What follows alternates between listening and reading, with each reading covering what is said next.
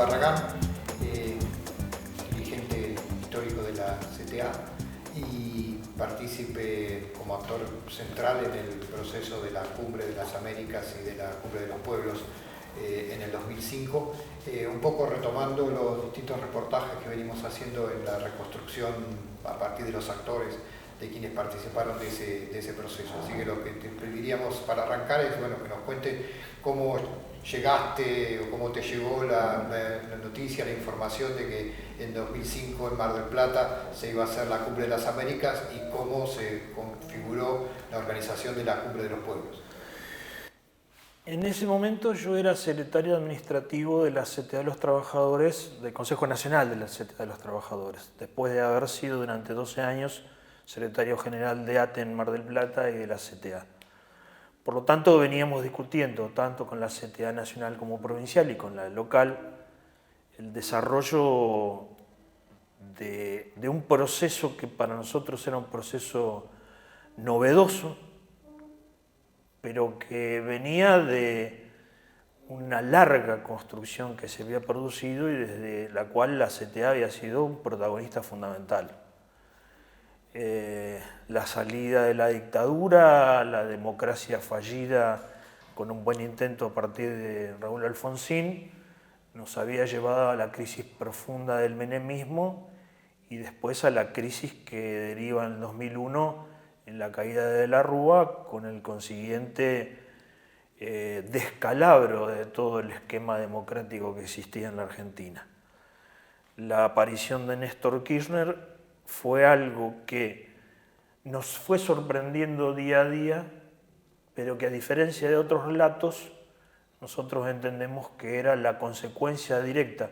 A mí me gusta decir el máximo común denominador que se pudo lograr en ese momento entre todas las fuerzas populares para instalar un presidente que tuvo la voluntad de recuperar viejas tradiciones de nuestro país y de nuestro continente y tuvo la voluntad de transformar y tuvo la voluntad de poner los pies en el barro, meterse en el conurbano profundo, en el país más profundo, entendiendo los riesgos, pero a su vez las necesidades que había. Y en ese marco íbamos viendo con mucha intensidad la llegada de Hugo Chávez y la llegada de Lula, lo cual nos iba predisponiendo a un momento de cambio muy interesante. Yo recuerdo que en las reuniones de la CTA Nacional, en el trabajo de todos los días, era un disfrute estar en reuniones y enterarnos por la televisión de que Néstor había impulsado una nueva medida que nos parecía algo a lo que nadie se podía atrever, por ejemplo, la bajada de los cuadros, ¿no? Para nosotros en la Mesa Nacional era de un disfrute permanente, porque significaba ver, no para todos, pero para muchos, ver que se iban produciendo transformaciones en las que teníamos expectativas desde muchísimo tiempo, pero en las que no creíamos que se podían realizar. Por eso el hecho de que se llegó a esa cumbre haciendo confluir gobiernos populares después de la caída del muro, después del Plan Cóndor, nos daba una ilusión extraordinaria de que algo podía cambiar con fuerza. La primera y la segunda Cumbre de los Pueblos, la primera fue poco productiva, la segunda fue más. Había surgido la Alianza Social Continental y la verdad es que venían tiempos de cambio en serio, por eso la idea de que se hiciera la cumbre veíamos como que era un intento de Bush de imponer la política del libre comercio, de la alianza contra el terrorismo. Por eso cuando surge desde Néstor Kirchner y desde su acuerdo con Chávez y con Fidel la posibilidad de hacer la contracumbre, nosotros nos sumamos con avidez, con rapidez, con muchas ganas. Y la verdad es que creo que desde el tiempo en que a mí me toca vivir, yo nací en 1956, fue el momento más alto de sinergia entre las políticas del aparato estatal y la movilización popular. La Cumbre de las Américas no podría haber tenido ese resultado sin haber tenido vasos comunicantes profundos y permanentes con la movilización que tiene como eje central ese 4 de noviembre del 2005. Todo lo que se vio ese día en la calle fue fruto de todas esas luchas que de alguna forma contrarrestan aquel relato que dice que la historia finalizó en 1976 y empezó de vuelta en el 2003, sino que es la consecuencia de toda la historia y la memoria de un pueblo que tuvo a la resistencia peronista como eje, tuvo la resistencia contra la dictadura. Se dice que fueron los organismos de derechos humanos y es verdad que han tenido el extraordinario papel que han tenido, pero se rescata poco la lucha del movimiento obrero y los muertos que dejó esa lucha, y se llega a un 2003, hoy visto desde hoy, no reconociendo el valor de esas luchas sociales, esas luchas sindicales, que fueron desembocando en el 2001 y luego en esa enorme recuperación que llega al 2003 y que en el 2005 muestra el punto más alto. Yo creo que el punto más alto de esa recuperación de las tradiciones que vienen desde 1915, cuando se firma el primer pacto ABC, Argentina, Brasil y Chile, su reedición en 1953, con Perón, con Getúlio Vargas y con Ibáñez, y que en el 2005 se muestra con toda su fuerza. Se recupera ese concepto de la patria grande de verdad, y en los hechos, no solo en la declamación. Y nosotros fuimos orgullosos partícipes. Hay que recordar que en esta ciudad la CTA había tenido un rol fundamental en el marco no solo de la resistencia contra la política neoliberal, sino la construcción de una fuerza que diera combate a esa lucha. Nosotros tenemos que recordar que acá se hicieron congresos de la CTA en el Polideportivo, repleto el Polideportivo, con delegados que venían desde todo el país, delegados que representaban congresos realizados previamente y que de alguna forma produjeron un hecho central antes del 19 y 20 de diciembre, que fue la consulta popular por el seguro de empleo y formación, que movilizó centenares de miles de votantes. Inclusive en Mar del Plata tuvo un desarrollo inédito porque se colocaban urnas en todos los barrios, en todas las escuelas, en la universidad, que fue apenas unos 6 o 7 días previos al 19 de diciembre. Se había logrado un nivel de conciencia social, de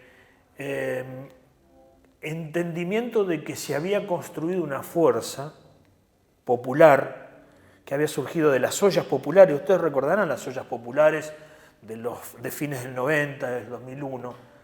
En cada barrio de Mar del Plata se hacían, y en cada barrio se hacía una asamblea que había tenido su origen en el movimiento obrero, pero había tenido su origen en el nacimiento de las organizaciones sociales, especialmente de la Federación de Tierra y Vivienda, que había sido base de la modificación de la CTA como central de trabajadores, ese concepto de que trabajadores no eran únicamente los sindicalmente organizados, sino que toda persona en edad de trabajar era trabajador por derecho, aunque no lo tuviera el trabajo o aunque estuviera jubilado.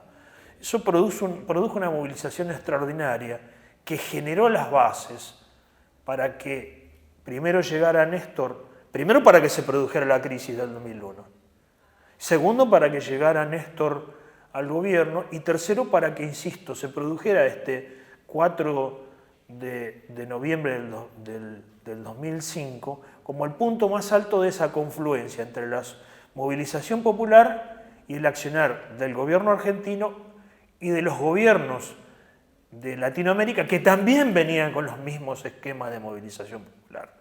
Entonces yo digo,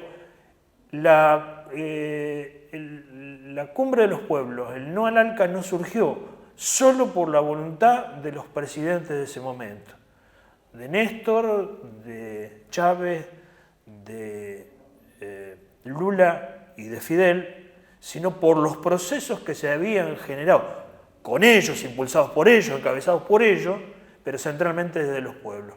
Entonces llegamos ahí con mucha esperanza, mucha expectativa, mucha ilusión. Había pasado Fidel por la Argentina, se habían hecho encuentros donde habían confluido Evo, que era candidato en ese momento, Lula, y la verdad es que creíamos que, como en el 73 creímos que podíamos tocar el cielo con las manos, en el 2004 creíamos que podíamos tocar el cielo con las manos otra vez. Y llegamos a ese 2005 con toda la potencia, con hecho que fue extraordinario y trascendente.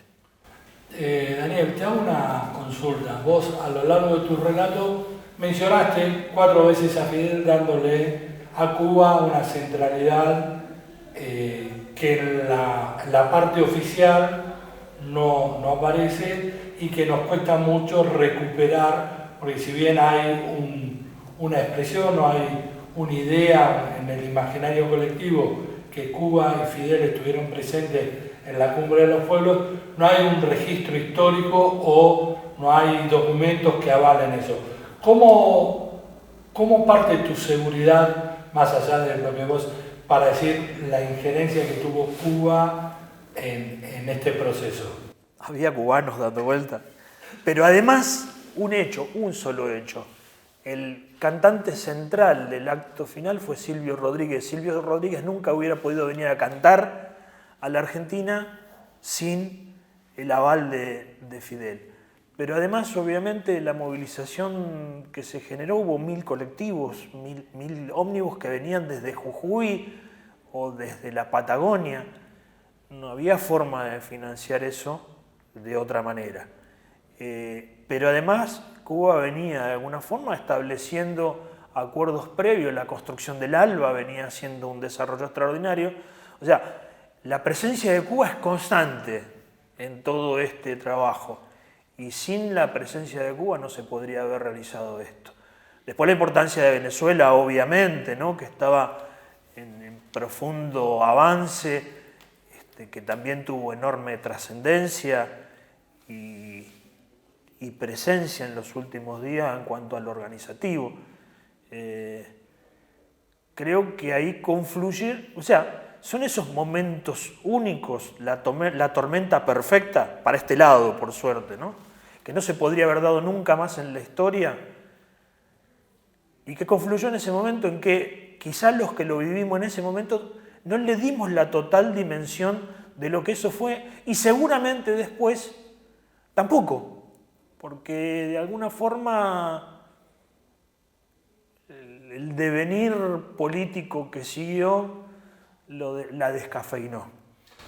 Y la otra pregunta que yo te haría es, si vos bien hablas y coincidimos con que el 2005 es el momento más importante de esta organización de las bases, este surgimiento de una construcción de abajo hacia arriba, ¿por qué considerás vos que se perdió el registro histórico, la memoria histórica de un hecho tan importante, si bien continuaron los gobiernos populares por más de una década ejerciendo el poder en estos países y sobre todo en el caso de Argentina? Después del 2010 y con la muerte de Néstor Kirchner, que indudablemente tuvo un rol extraordinario en todo este proceso, porque entendió que era necesario hacer confluir el territorio más profundo de la nación con el concepto de la patria grande en su plenitud.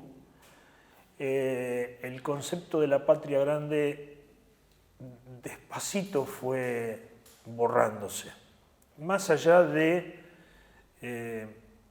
seguir manteniendo las relaciones con Brasil, con Venezuela, con Uruguay, después con Bolivia, pero de alguna forma se fue perdiendo ese rol, el rol de la UNASUR que Néstor llevó adelante cuando fue a Colombia a mediar en el conflicto armado.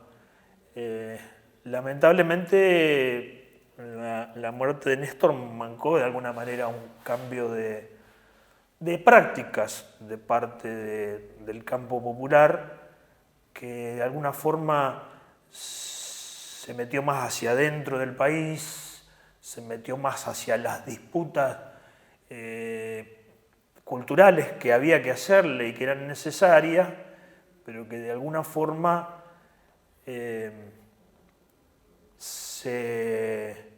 no se puso tanto énfasis en la transformación de las estructuras económicas del país, de la construcción de un amplio frente democrático que permitiera muy ampliamente darle la pelea a los grupos económicos más concentrados, y a lo mejor se achicó la visión que Néstor Kirchner tenía sobre una fuerza continental. Me parece que el gran hecho de Néstor Kirchner era esa visión continental que interpretó las mejores páginas de la historia del peronismo, ¿no? Cuando yo hablo del Pacto ABC del 53 y hablo de la comunidad organizada y hablo de la Constitución del 49, el concepto patria grande, el concepto América Latina, está muy presente y muy fuerte. En la década del 50 Perón entendía con mucha fuerza que la pelea era continental, que la pelea no era nacional.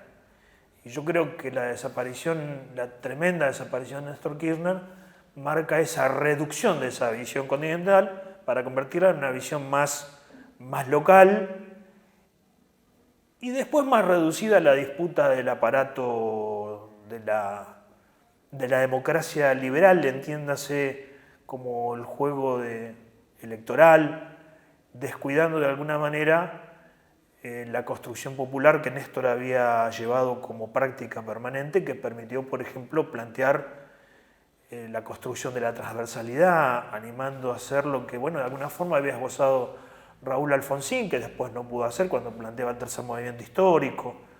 O sea, esa recuperación de formas de movimiento nacional muy amplio, entendiendo cuál era la contradicción principal.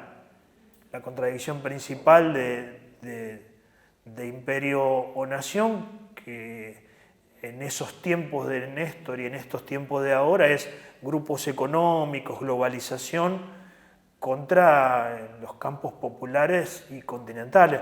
Me parece que ese cambio de visión es el que hace que, comparando horriblemente, ¿no? Pero como se produjo una desmalvinización, se produjo una desalquización, perdónenme el neologismo, pero bueno, eso se vio en el último gobierno anterior a Milei, en el cual prácticamente no hubo política continental exterior y se definió combatir el acuerdo con el Fondo Monetario Internacional desde las cámaras legislativas y no desde la confluencia con otros gobiernos con los cuales se hubiera podido discutir en distintas condiciones políticas y de fuerza contra el Fondo Monetario Internacional. Pero bueno, esto es historia de ahora, ¿no?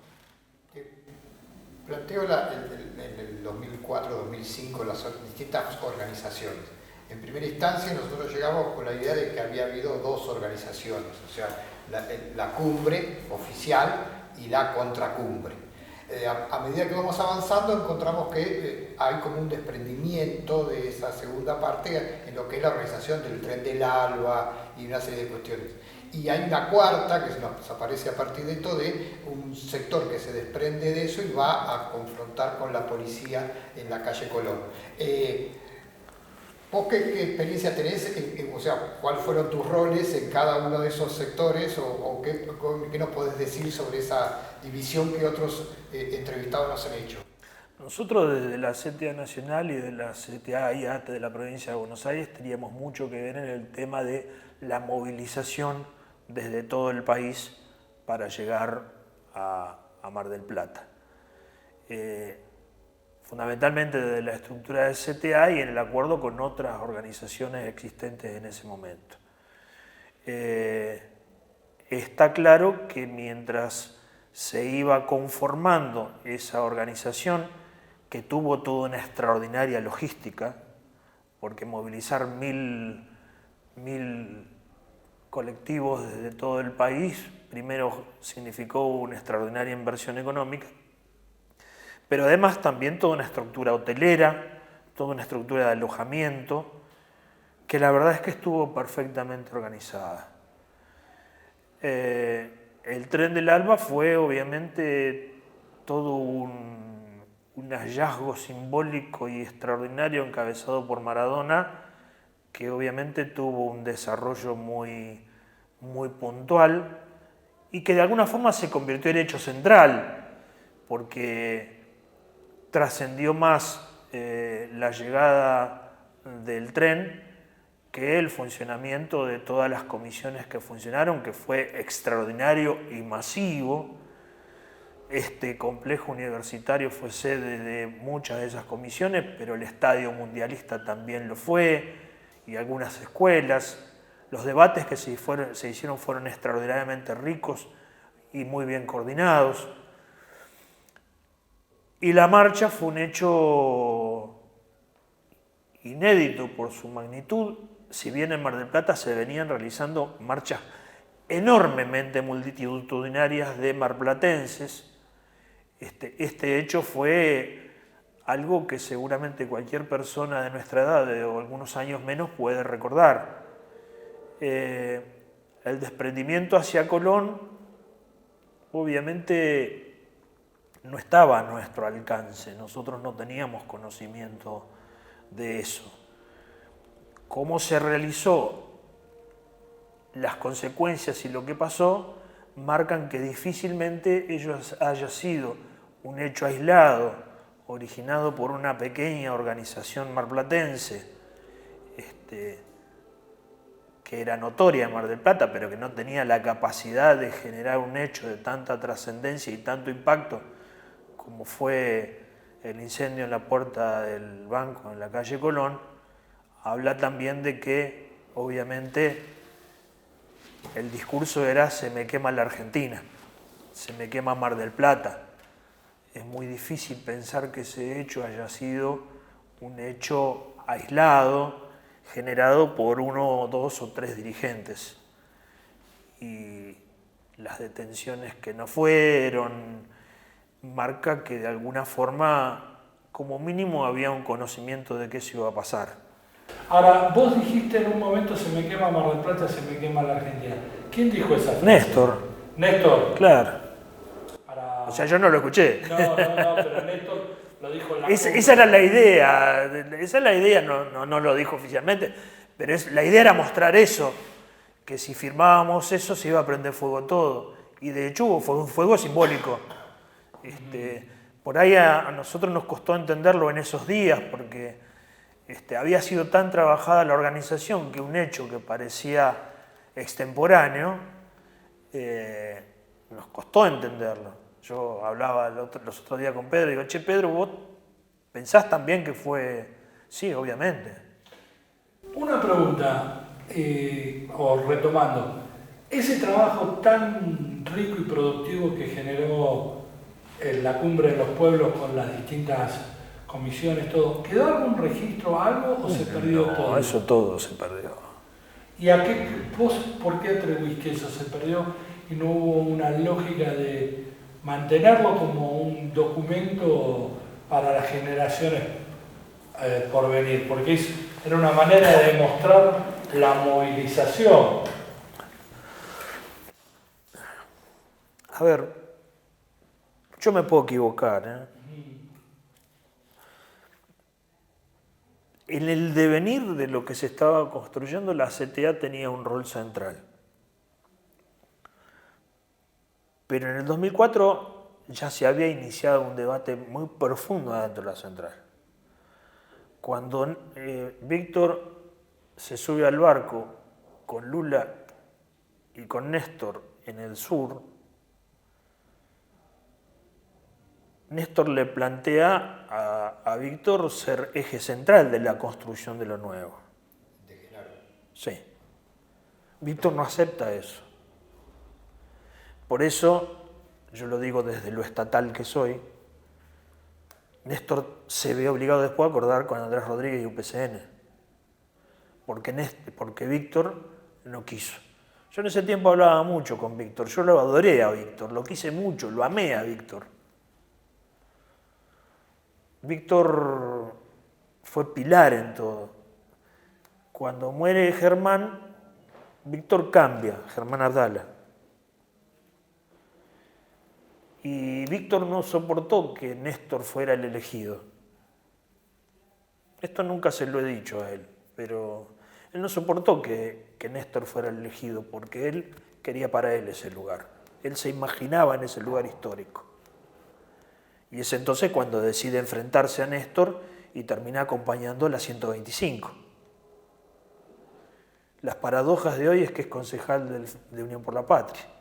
Son las paradojas de la historia, ¿no? ¿Y por qué voy a esto?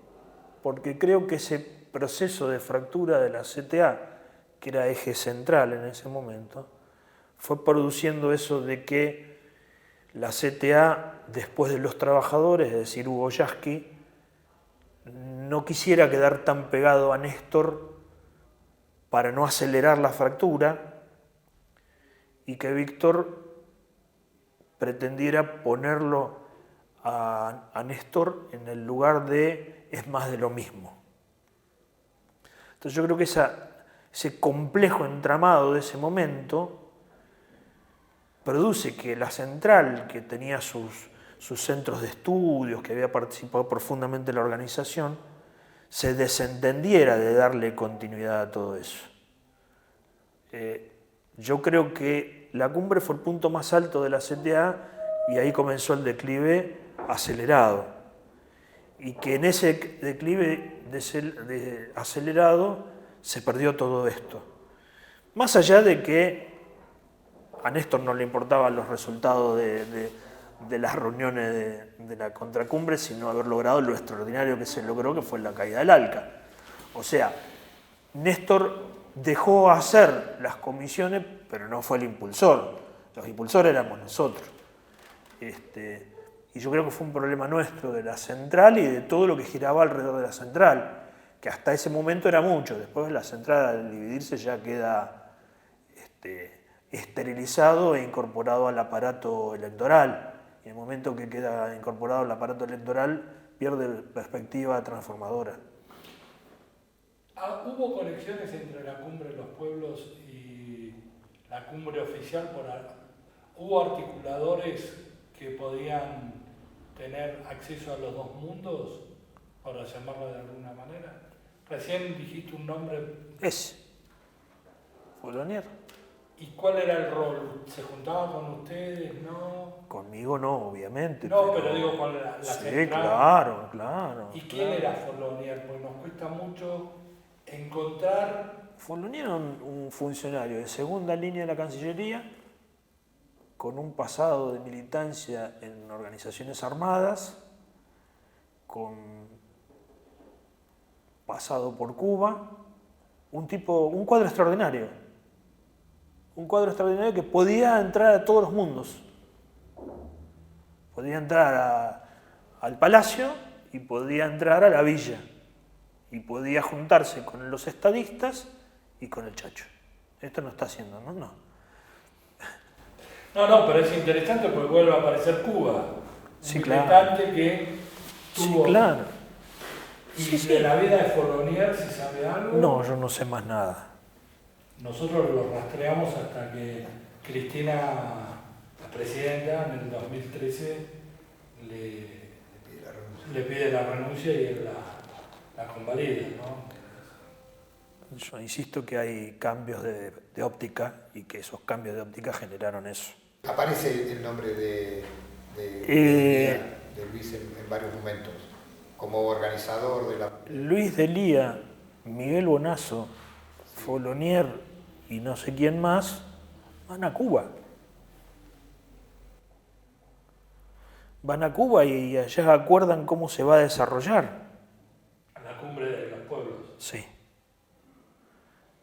Luis Delia ya venía con un poco menos de peso del que había tenido originalmente, pero seguía siendo muy, muy fuerte. O sea, Luis Delia había generado algo para nosotros, militantes sindicales, increíble, que era el haber organizado la Federación de Tierra y Vivienda, que transformó profundamente el movimiento obrero en ese momento, ¿no? Y que es el que da origen a todas las organizaciones sociales como están hoy, organizaciones sociales que ya no son ni por asomo lo que eran la Federación de Tierra y Vivienda. Con todo respeto lo digo esto. Pero sí eran una referencia extra argentina, tanto él como Bonazo. Bonazo después también toma otro rumbo, pero Luis Delia había tenido un rol fundamental y también lo tuvo en el armado de la logística. Se había trabajado mucho en el tema de la logística del acto. ADUM era el lugar de reuniones de los organizadores y la conexión CTA Mar del Plata. Se había acordado un esquema de seguridad que íbamos a coordinar desde la CTA con la FTB y con otras organizaciones, porque se temía mucho la posibilidad de un atentado. Era lógico. Y se había planificado, era muy difícil, pero se había planificado organizar el ingreso de una forma muy rigurosa, y que incluía la posibilidad de los cacheos a todo el mundo, porque era muy, muy peligroso.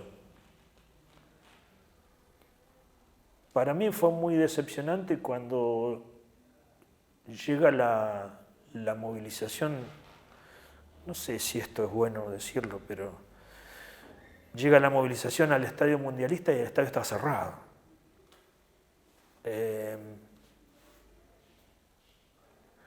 Y todo lo que se había planificado no se realizó.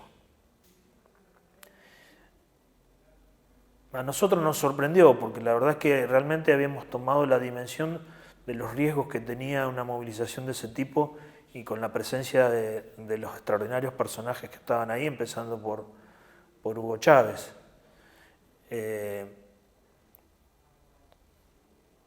Delia tuvo un papel fundamental en el armado de la logística.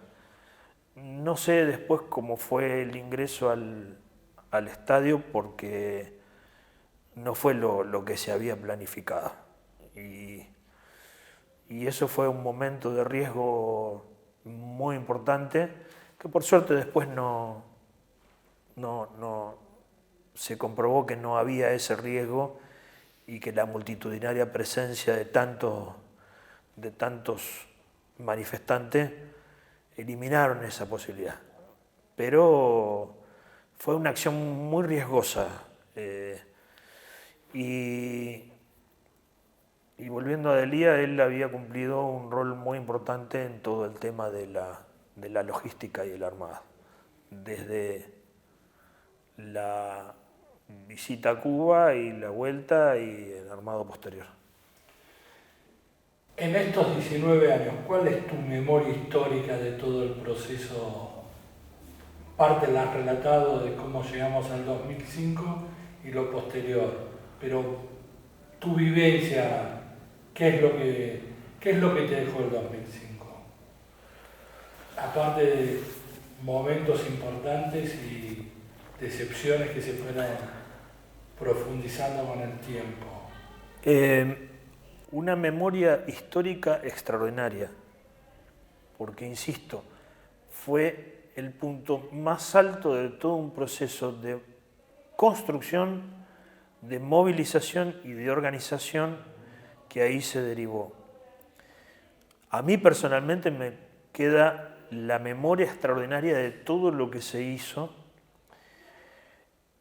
y si lo comparamos con el proceso que sigue, cuando uno llega a un punto muy alto, después el problema es compararlo con lo que sigue. Y la verdad es que los procesos que se llevaron adelante desde el 2010 hasta ahora han marcado un retroceso en el protagonismo popular, un retroceso en la organización popular, un cambio de visión en la concepción de la democracia, una restricción de la democracia, valorando la democracia como el sistema en el que todos debemos vivir. Pero si llegamos a que hoy nos gobierne Milei, es porque la democracia se ha degradado de tal forma que ha limitado la participación, ha limitado el protagonismo y se ha preocupado más en los intereses de los grandes grupos económicos y del desarrollo de los esquemas de la democracia partidaria que en la solución de los problemas de los vecinos comunes y las vecinas comunes. Se ha convertido en una democracia vacía de contenido que no le mejora la vida a los habitantes y que permite la aparición de estos personajes tipo el zorro que van a solucionar los problemas por su propia existencia, cuando en realidad la obligación de la democracia es dar respuesta en salud, en educación, en seguridad, en alimentación, en trabajo. Si se compara con el 2005, el retroceso ha sido profundo, profundísimo. Más allá de que toda esa memoria histórica queda en muchas mujeres y muchos varones, y se ha visto con las movilizaciones del 24 de marzo, del 24 de enero.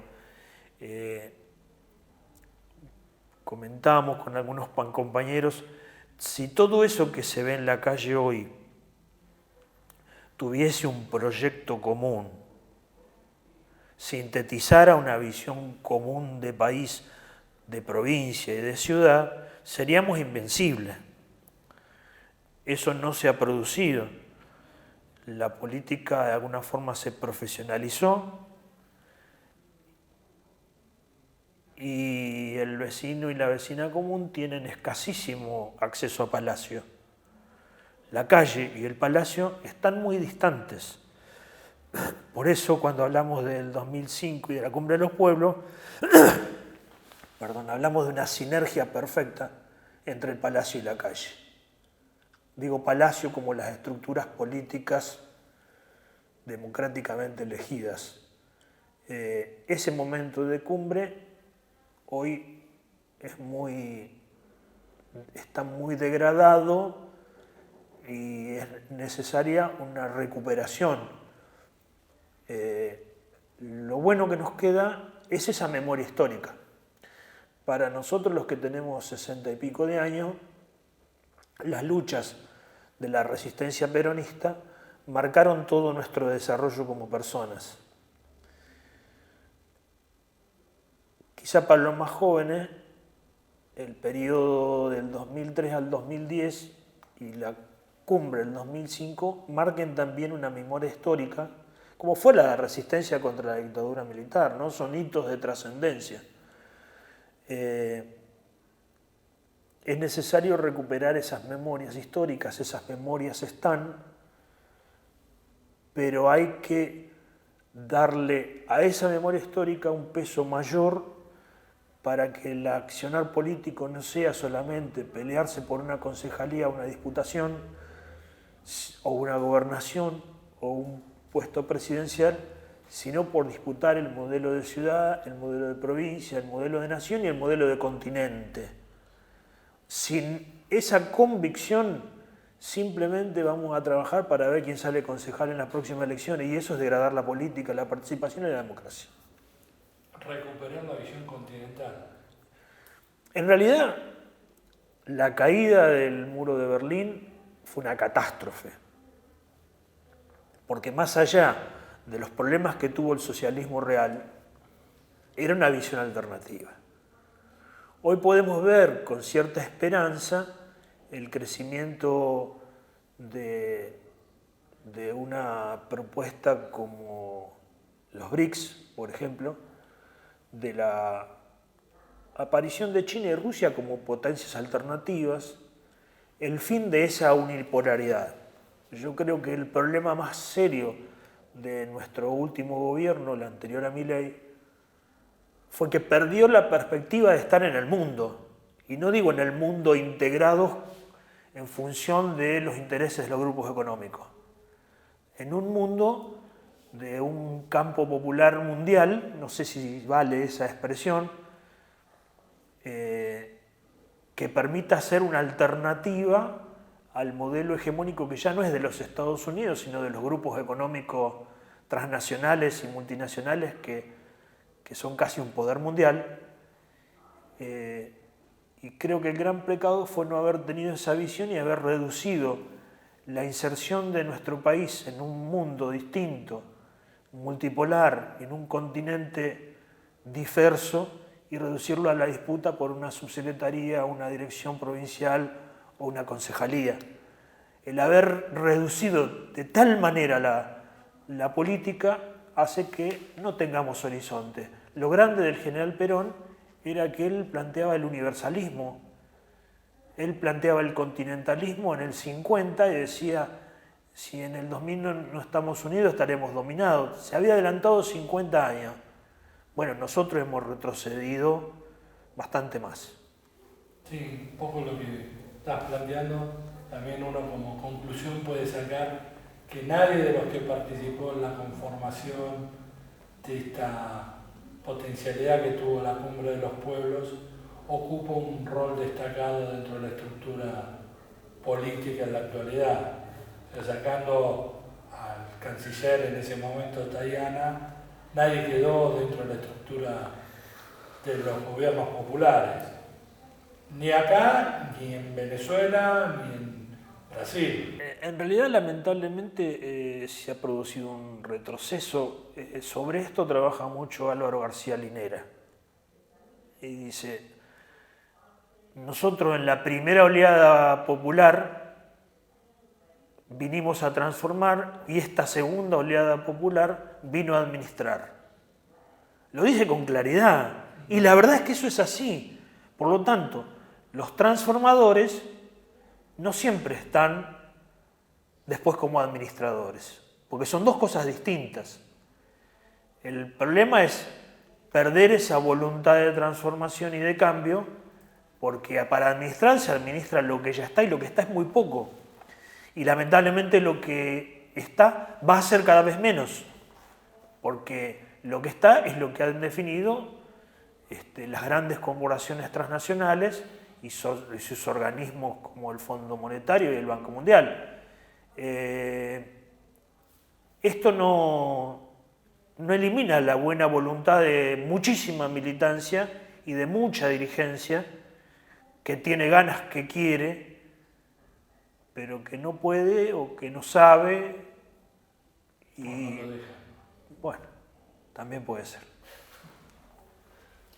El movimiento obrero fue clave para llegar al 2003, pero después se fue subsumiendo en la lógica partidaria electoral y perdió peso en las decisiones y eso lo vemos hoy, ¿no? Aunque hay que reconocer que en tiempos de resistencia contra el macrismo y ahora en tiempos de resistencia contra Milei resurge esa voluntad, inclusive ahora más que contra el macrismo, ¿no? Sí, de hecho, el 24 de marzo es una demostración. Y el 24 de enero fue una demostración extraordinaria de un grado de madurez, más allá de las contradicciones, de un grado de madurez que entiende verdaderamente, que aprendió que vienen por todo y más rápido, ¿no? Yo la verdad es que por lo menos en Mar del Plata estoy muy satisfecho del grado de confluencia en que han llegado las tres centrales, que por ahí a uno le gustaría que fuera más profundo, pero que ha sido muy importante en estos años. A ver, Mar del Plata siempre, desde que yo tenga memoria, y aunque parezca una ciudad solamente turística, ha tenido un desarrollo extraordinario. Es muy poco conocido el proceso de la resistencia peronista en Mar del Plata. Tuvo jornadas gloriosas e integrantes extraordinarios. En la década de los 90, Mar del Plata tenía la CTA más contundente del país, junto con la de Jujuy, de características totalmente diferentes. Y en cuanto a la unidad del movimiento obrero, también es uno de los pocos lugares donde la confluencia del movimiento obrero se ve tan notoriamente, ¿no? Nosotros estamos muy orgullosos de eso. Y además, por eso creo que Néstor eligió Mar del Plata y no Bariloche. Una razón nueva de elegir Mar del Plata. Nosotros veníamos a hacer congresos de CTA en el Polideportivo desbordantes, eran cosas inéditas, y la verdad es que habíamos logrado un nivel de movilización en la calle descomunal, que nunca se hubiera producido en Bariloche, por la logística, por el alojamiento, por la forma de llegar, pero fundamentalmente por el protagonismo. La elección de Mar del Plata fue una elección deliberadamente clara, y que lo obligó inclusive a estacionar el portaaviones en la puerta. Yo creo que fue una genialidad de Néstor, pero no fruto de una idea aventurada, sino de una observación muy clara y un entendimiento claro de lo que estaba pasando en el país en ese momento.